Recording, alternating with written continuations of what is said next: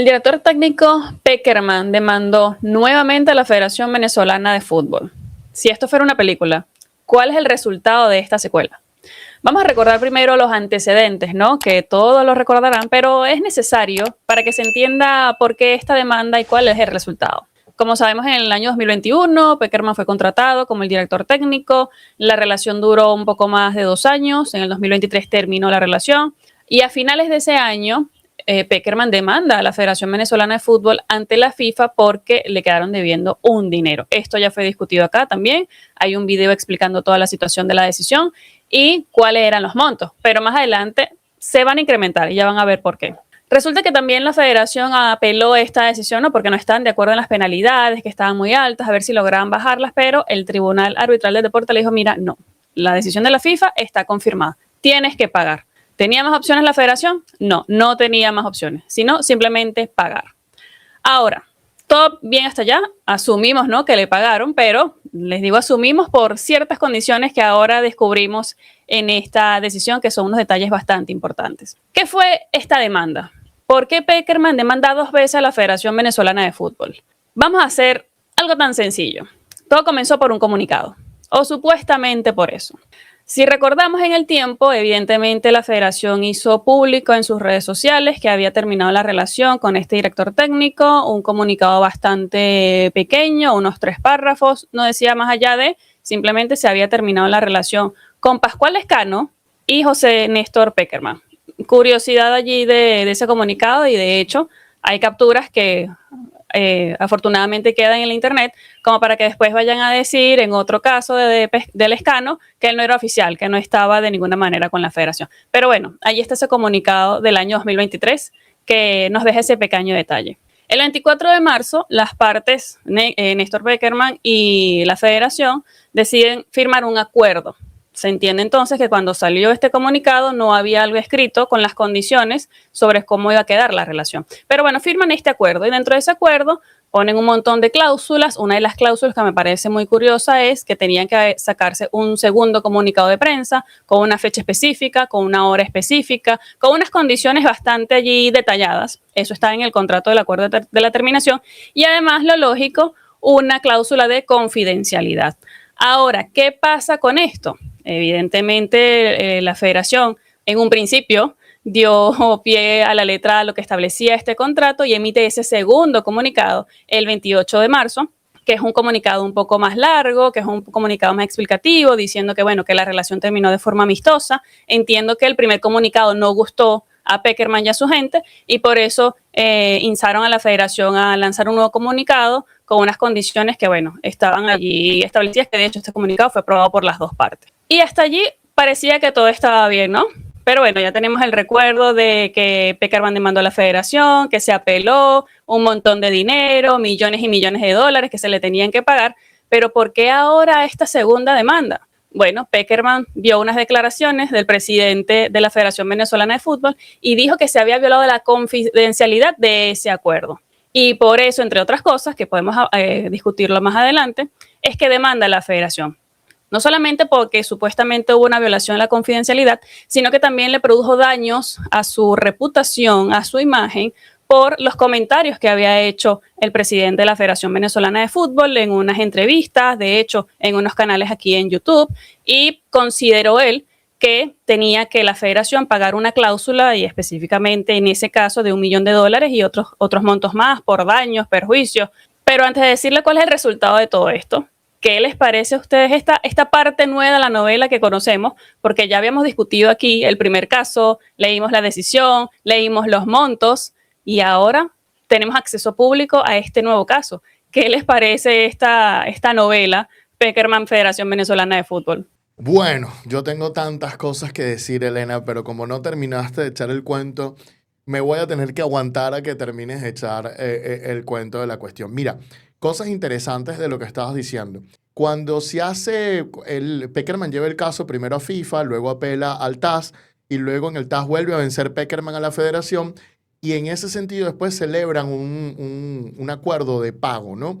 Ese segundo acuerdo de pago, porque estaba el primero, que fue al terminar la relación, bueno, este segundo acuerdo de pago. Es muy importante este detalle, porque en el primer acuerdo de pago, en el que se produce con el final de la relación, se acuerda una cláusula de confidencialidad bastante específica y bastante picada y seccionada, y se establece que si se viola la confidencialidad, se pagaría una multa de $1.000.000, ¿ok?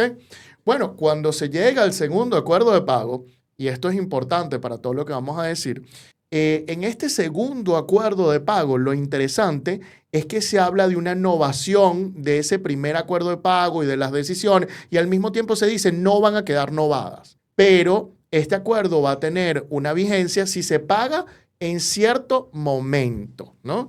Si se paga en cierto momento. Y estoy diciendo esto porque mucha gente con el video de la semana pasada que hablamos de Pascual Lescano empezó a criticar al abogado de la Federación Venezolana de Fútbol, que es un tremendo abogado. El abogado de la Federación Venezolana de Fútbol, lo pueden buscar en la decisión, no voy a decir su nombre aquí ni nada, es tremendo abogado. Es uno de los abogados que yo más admiro en derecho del deporte y lleva una serie de clientes increíbles y tiene mi admiración completa. Entonces veo gente que está diciendo, no, ese abogado no sabe hacer nada. No, no, no, no, no, no, no, no.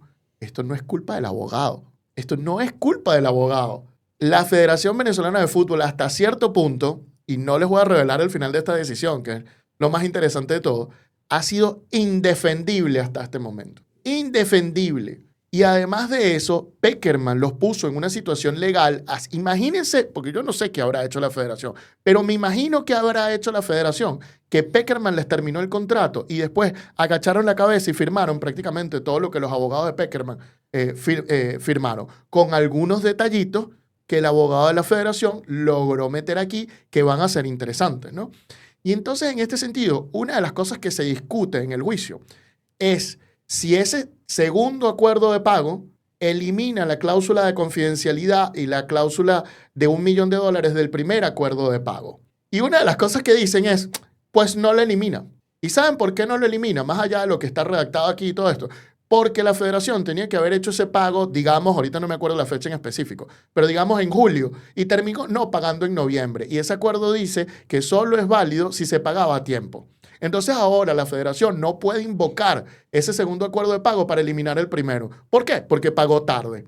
¿Eso es culpa del abogado? No, la propia federación le quita argumentos al abogado. Se los digo, el abogado que defiende la federación ha defendido al Real Madrid, ya ha defendido a otras federaciones y ha obtenido resultados importantes. Es súper bueno. No se trata de él. Su trabajo es espectacular y el trabajo en este caso de él es espectacular. Ya van a ver por qué. Pero fíjense cómo el cliente le quita argumentos al abogado. Solo por pagar tarde, el abogado pierde todo el trabajo que venía haciendo. Solo porque la federación no cumplió con un pago a tiempo. Y además hay más secreticos aún. Porque aquí nos enteramos de más cosas. ¿Quién verdaderamente le pagó a Pekerman? Que no fue la Federación Venezolana de Fútbol. Sí fue la Federación Venezolana de Fútbol. Pero mucho más. Vamos, Elena, continúa con este cuento. Y es que ya que traje a colación ese tema, ese detalle, que lo estaba guardando, no quise decirlo al principio porque hay muchas cosas que decir en este caso, ¿no? Pero esto me dejó leyendo la decisión que no me lo esperaba.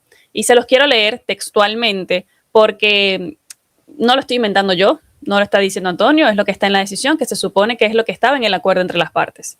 Fíjense, dicen que las partes acuerdan expresamente que la validez del presente acuerdo se condiciona a que la Conmebol, repito, a que la Conmebol, por cuenta de la FBF y a través de los fondos que corresponden a la FBF y que se encuentra en posesión de la Conmebol, abone al señor Pekerman la totalidad de la cantidad indemnizatoria, es decir, la cantidad que le debían. Esto está en el acuerdo de pago. Después de estas apelaciones, después de las demandas, Pekerman tuvo, bueno, vamos a hacer un acuerdo de pago. ¿El acuerdo de pago qué era? La federación dijo, bueno, no te voy a pagar yo, literalmente, te va a pagar Conmebol, pero con mis fondos. Ese fue el acuerdo que llegaron en esta ocasión. Y no lo dicen en una sola oportunidad en el acuerdo, lo reiteran nuevamente porque le ponen fecha a la Conmebol para pagar. Y dice así, si llegado el 15 de noviembre del 2024 el señor Pekerman no hubiera recibido de la Conmebol y o de la FBF la totalidad de la cantidad adeudada, el presente acuerdo quedará anulado. Si la Conmebol no le pagaba a Pekerman por los servicios ofrecidos a la federación, entonces este acuerdo quedaba anulado. Esto hasta el 15 de noviembre. Pero resulta que el pago se hizo unos días después, el 19 de noviembre, para que vayan también sacando estos detallitos que son importantes tenerlos en cuenta. Pero en definitiva, la Conmebol hizo 2 depósitos, uno por $1.997.429 y otro por $1 millón.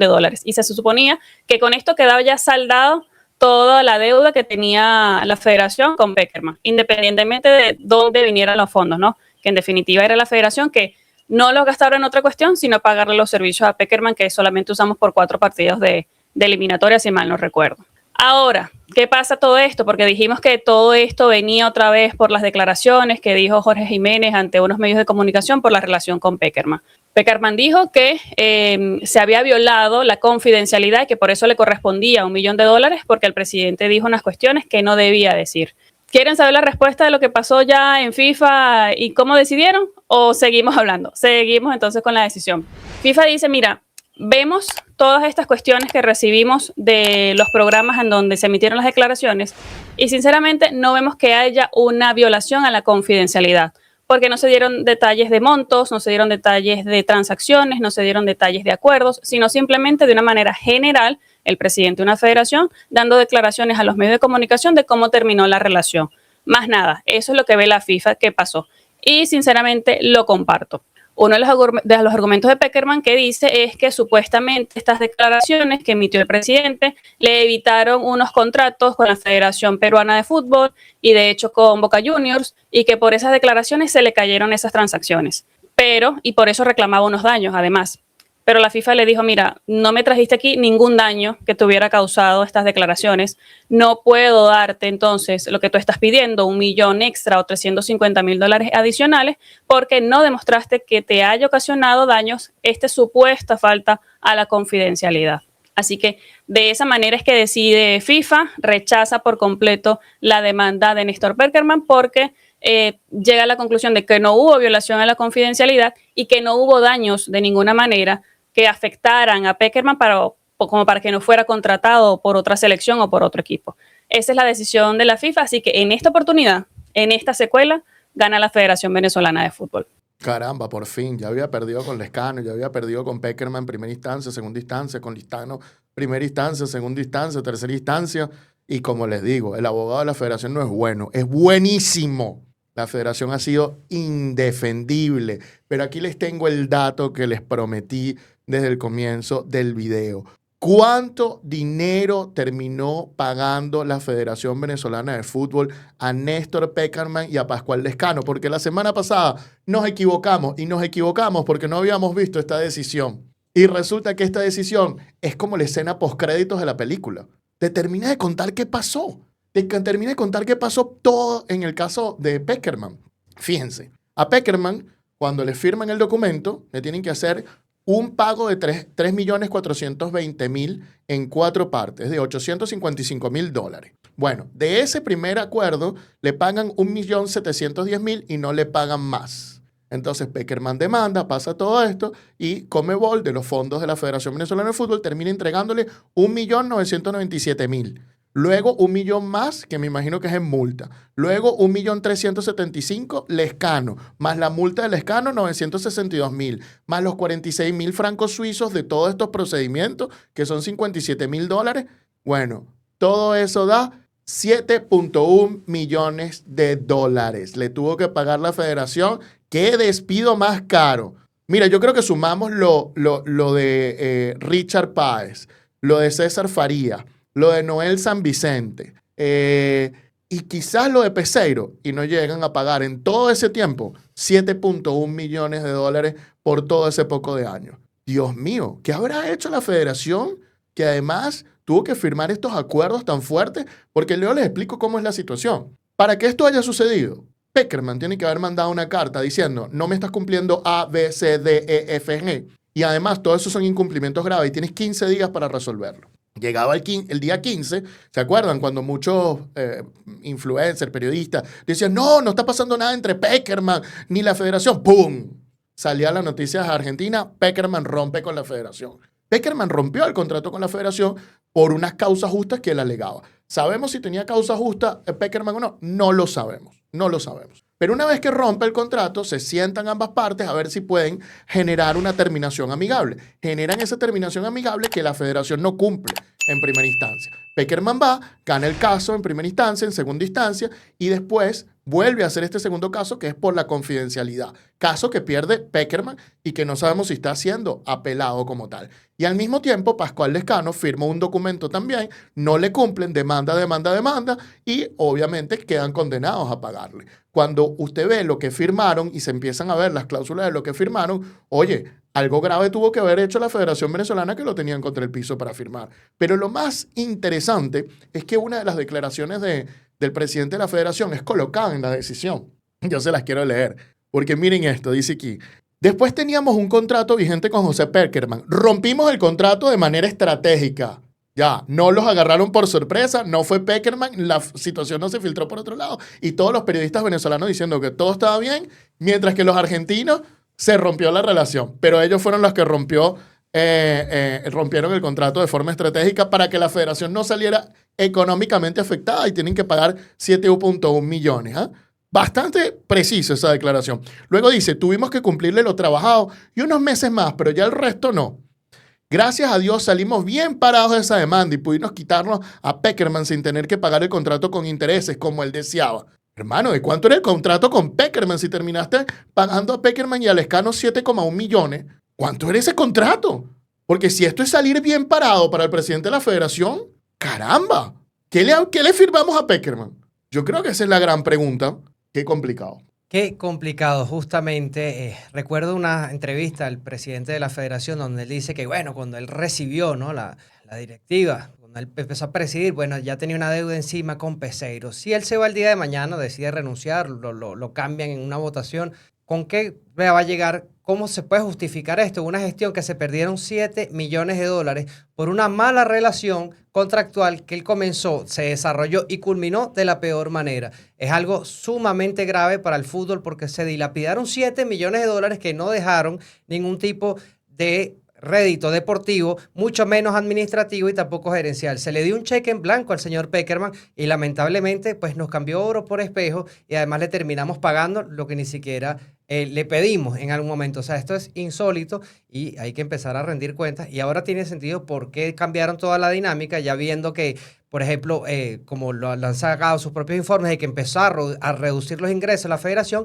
y termina en un seleccionador nacional que no tenía experiencia justamente porque, bueno, ya me imagino que tampoco quieren otra experiencia como esta, pero además esto se replica en el continente, entonces va a venir alguien y va a decir, te va a poner 10 veces más, alguien de peso te va a poner 10 veces más condiciones que lo hecho por Pekerman y bueno, se va a hacer cada vez más complicado si tú quieres buscar un técnico, al menos con esta directiva. Bueno, al fin una buena noticia, ¿no? Entre tantas demandas y tantas instancias se ganó una, pero yo me quedo con que esto debe representar un antes y un después en cómo se toman las decisiones a nivel federativo. Yo creo que es una cultura muy fuerte que está en el fútbol venezolano en de postergar las responsabilidades, el incumplimiento de tus responsabilidades. Y yo no sé hasta qué momento esto va a seguir siendo así, porque una y otra vez la experiencia te dice que si postergas tus responsabilidades, el daño es aún mayor. Entonces no entiendo por qué prefieren no cumplir a la primera, sino esperar a última instancia donde ya el daño es mucho mayor en cuanto a nivel económico.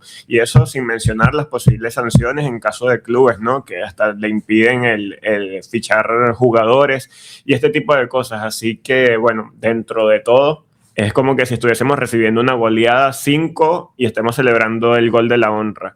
Pero nada, yo creo que queda de aprendizaje y esta historia con Pekerman y Lescano es la historia que parece no tener final. Esperemos que pronto podamos ya pasar esa página porque no beneficia en nada y más bien lo que hace es retrasar las aspiraciones a lo que todos queremos, que es que nuestro fútbol mejore y una posible clasificación a una Copa del Mundo. Sí, sin duda alguna esto no funciona. Y tomando en cuenta las declaraciones que acaba de leer Antonio del presidente de la federación, al parecer como que a la federación le están sobrando esos 7 millones y bueno, vamos a pagárselo a 2 personas, ¿no? Por errores nuestros. Y nada, quería comentar también un pequeño detalle de la decisión, porque al principio les dije que todo comenzaba por un comunicado. Y la cuestión es que ese segundo comunicado que dije que publicaron el 28 de marzo del 2023, cuando se acabó la relación, que era un poquito más extenso, donde decía que la relación había terminado de manera amistosa, resulta que Pekerman se puso a buscar en la página web de la federación y tal comunicado no estaba, sino que está redirigido el link, el enlace, a una página vietnamita. Allí tienen también otro detalle de lo que publica la federación, en dónde termina o cómo terminan de desaparecerlo, como lo quieran interpretar. Pero esto generó la demanda de Pekerman, pero estoy de acuerdo con la decisión de la FIFA, consideran este aspecto evidentemente y dicen, mira, no había ninguna condición de preservar en el tiempo este comunicado. Así que la federación cumplió con publicarlo en el día y en la fecha establecida en el acuerdo, así que ya esa era su obligación. Y con respecto a los daños causados supuestamente a su imagen, la FIFA nuevamente dice, mira, aquí no hubo ninguna mala fe, no hubo una conducta abusiva, porque la federación cumplió o no incumplió estas cláusulas de confidencialidad, porque incumplió otras cuestiones, ¿no? Pero por lo menos esta de confidencialidad, de generarle daños adicionales a Pekerman, no. Justa la decisión de FIFA, le dejo esa respuesta a ustedes, pero desde mi parte yo creo que está bastante ajustada a lo que estaba reclamando Pekerman, dándole respuesta a sus inquietudes y de una manera bastante acertada también la defensa de la federación fue adecuada para salir en esta oportunidad ganando un caso contra Pekerman. Sí, el reclamo por daño se hacía por el artículo 49 del Código de las Obligaciones suizo de la reparación del daño moral como tal, pero Pekerman no logró demostrar que había tenido realmente un daño a los ojos de la FIFA. Gran victoria para el abogado de la federación. Creo que es un caso muy interesante a nivel legal sobre confidencialidad y temas de confidencialidad. Me interesaría saber si lo apelaron.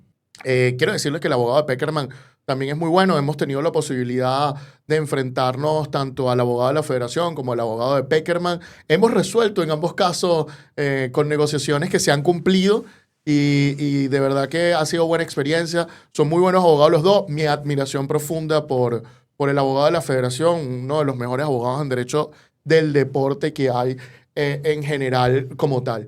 Sin más nada que decirles, ¿qué les parece esto? El Pekerman que supuestamente no ganaba nada de dinero, el Lezcano que no ganaba de dinero, se van recibiendo 7,1 millones de dólares. La pequeña cantidad de 7,1 millones de dólares. Asumo que, bueno, hay personas que de repente ven estas cantidades como mínimas o ínfimas. Para mí me parece inmensa. Pero habría que ver en qué otros ámbitos se manejan las personas para considerar estas situaciones como mínimas o ínfimas en este sentido. Habiéndoles dicho esto, ¿cuál es su opinión de este tema? Bueno, déjennoslas en la caja de comentarios.